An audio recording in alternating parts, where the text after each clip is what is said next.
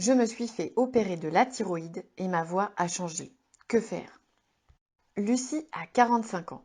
Suite à des nodules thyroïdiens, elle a subi une intervention chirurgicale et au réveil, sa voix avait disparu.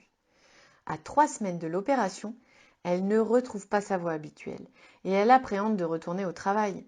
En tant que téléconseillère dans les assurances, elle parle au moins 5 heures par jour et elle craint de ne pas pouvoir suivre le rythme.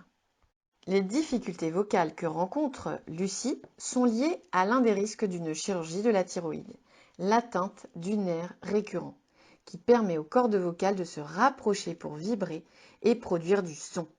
Durant l'intervention, il arrive que le nerf récurrent soit traumatisé, voire exceptionnellement sectionné quand c'est inévitable.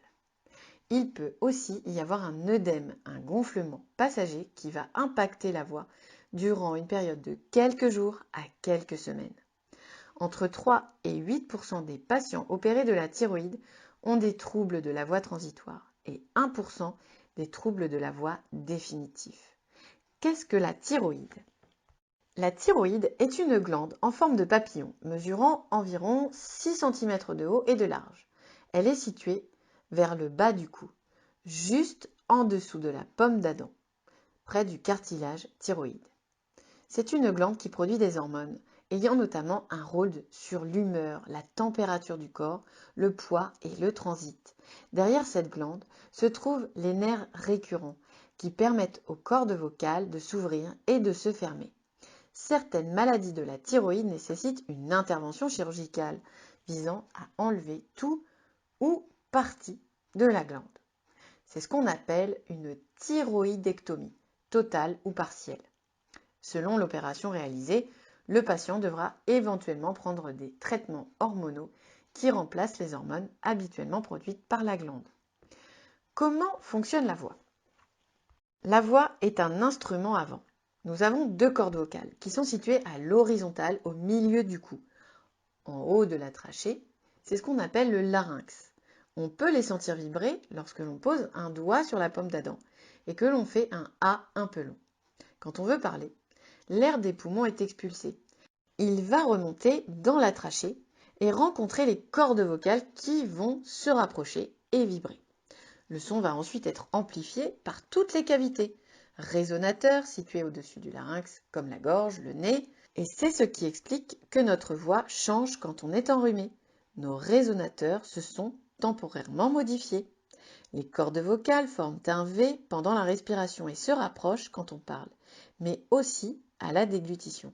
Elles sont toutes petites, environ 12 à 17 mm chez la femme et 17 à 23 mm chez l'homme, et s'étirent et vibrent plus rapidement pour faire des sons aigus. Le nerf qui permet aux cordes vocales de se rapprocher pour vibrer est le nerf récurrent ou nerf laryngé inférieur, qui passe à l'arrière de la glande thyroïde. Le nerf laryngé supérieur est quant à lui responsable de la sensibilité d'une partie du larynx, mais aussi de l'étirement des cordes vocales. Il sert donc à la déglutition et dans la production des sons aigus. Quelles peuvent être les conséquences de la chirurgie de la thyroïde sur les cordes vocales? Pour un petit nombre de patients, environ 5% en moyenne, la chirurgie aura des conséquences sur la voix. On appelle cela dysphonie, mais aussi parfois sur la respiration ou sur la déglutition. Le plus souvent, une seule corde est paralysée. De façon exceptionnelle, on peut avoir les 2 cordes paralysées, mais parfois ce sera en position de fermeture. Dans ce cas, le chirurgien pratique immédiatement une trachéotomie, trou à la base du cou, qui va permettre au patient de respirer. Le plus fréquemment, en cas de paralysie unilatérale d'un seul côté, ce sont les troubles de la voix qui vont inquiéter les patients. La voix peut être soufflée, voilée, éraillée, parfois plus aiguë que la normale, mais surtout peu efficace et fatigante à produire. Le patient peut aussi ressentir un essoufflement lorsqu'il marche rapidement ou qu'il monte un escalier et faire des fausses routes, avaler de travers, les cordes vocales ne se rapprochant pas suffisamment pour protéger la trachée pendant la déglutition.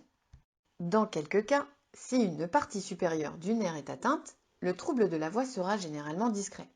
Par exemple, impression que la voix ne peut pas monter dans les aigus. Exceptionnellement, la voix pourra aussi être nasonnée et la déglutition perturbée par des aliments qui paraissent stagner dans la gorge. Que faut-il faire? La première chose à faire est de consulter un ORL ou un phoniatre, médecin spécialisé dans les troubles de la voix, de toute urgence. Que la chirurgie ait été effectuée par l'ORL ou par un autre chirurgien, via le médecin traitant si besoin, pour voir s'il y a paralysie et ne pas mettre en place de comportements vocaux néfastes à moyen et long terme. Que va-t-il se passer après le rendez-vous ORL? Si une immobilité de la corde a été constatée par l'ORL ou le phoniatre, un bilan et une rééducation orthophonique seront préconisés. Que va faire l'orthophoniste durant le bilan et les séances? Durant le bilan, l'orthophoniste va poser beaucoup de questions sur l'utilisation de la voix au quotidien, qu'il s'agisse des activités professionnelles, familiales ou de loisirs. Puis il va écouter et enregistrer la voix, en notant ses caractéristiques de timbre, éraillé, soufflé, voilé, de hauteur, grave, aigu, d'intensité, forte ou faible. Il va aussi voir si le geste vocal est fait de façon équilibrée en étudiant divers paramètres, posture, respiration, utilisation des cavités de résonance, noter si la voix est efficace, fatigable, et bien sûr, interroger le patient sur ses antécédents médicaux et chirurgicaux, sur sa consommation d'alcool et de tabac. Le patient sera souvent invité à remplir une grille d'auto-évaluation de sa voix, qui permet de rendre compte de sa gêne au quotidien. Un examen de la déglutition pourra aussi être envisagé s'il a des difficultés à ce niveau. L'orthophoniste va ensuite expliquer le fonctionnement de la voix et les bases de la rééducation. L'orthophoniste se mettra au besoin en contact avec l'ORL pour avoir un compte-rendu précis de l'examen pratiqué précédemment. Durant les séances, dont la périodicité va dépendre des troubles constatés et du protocole de soins choisi par l'orthophoniste, certains praticiens travailleront sans équipement particulier. D'autres utiliseront du matériel spécifique, logiciel, paille, etc. D'autres vont choisir des manipulations non douloureuses sur le larynx. L'orthophoniste va adapter son suivi au patient et à la progression et donner des conseils pour bien utiliser la voix au quotidien. La rééducation ne va pas permettre de faire bouger la corde immobile, mais éviter qu'elle ne s'atrophie trop. Elle va surtout apprendre à la corde saine à bien faire son travail de compensation. En parallèle, l'orthophoniste et le patient vont réfléchir à d'éventuels aménagements nécessaires durant la période de dysphonie, que ce soit au travail ou à la maison. Les éventuelles difficultés dans l'alimentation, le plus souvent des fausses routes, seront travaillées également en séance, de façon prioritaire, en adaptant la posture pour manger et parfois les textures alimentaires. Que peut-on attendre de la rééducation orthophonique en cas de paralysie récurrentielle?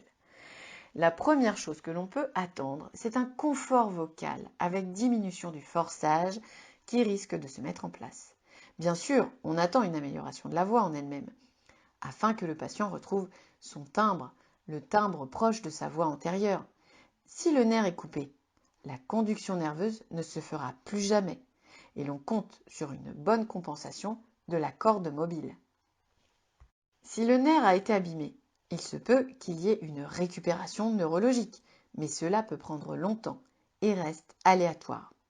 Il faut donc s'appuyer sur la rééducation et sur les exercices que l'orthophoniste demandera de pratiquer plusieurs fois par jour.